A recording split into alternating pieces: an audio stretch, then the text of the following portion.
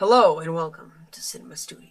So Kong Skull Island was directed by Jordan Vogt Roberts, and it starred Tom Hiddleston, Brie Larson, and Samuel Jackson, and John C. Reilly, and a bunch of other people. So before I talk about the actual movie, I want to talk about its posters and its marketing. I think that the posters, and especially the poster that's on screen right now, I think that the colors are really different instead of this normal blue that we've been getting.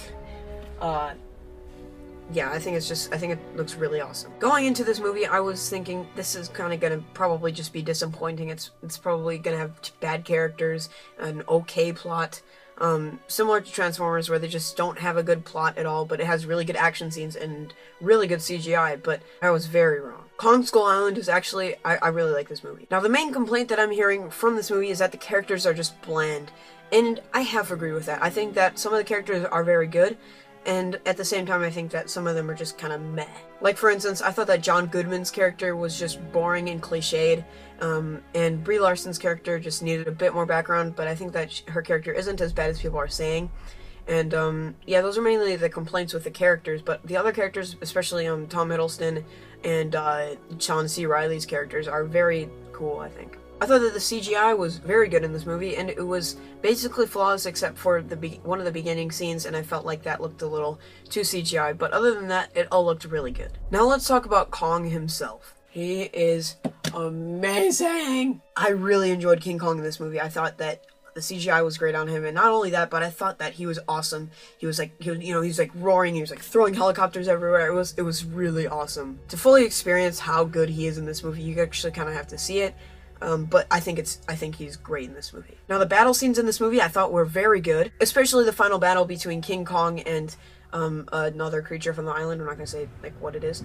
Then also some of the battle scenes just didn't make any sense. Like, a character throws a lighter into the water and it just explodes, and I'm like, I don't think that that's possible last time I checked.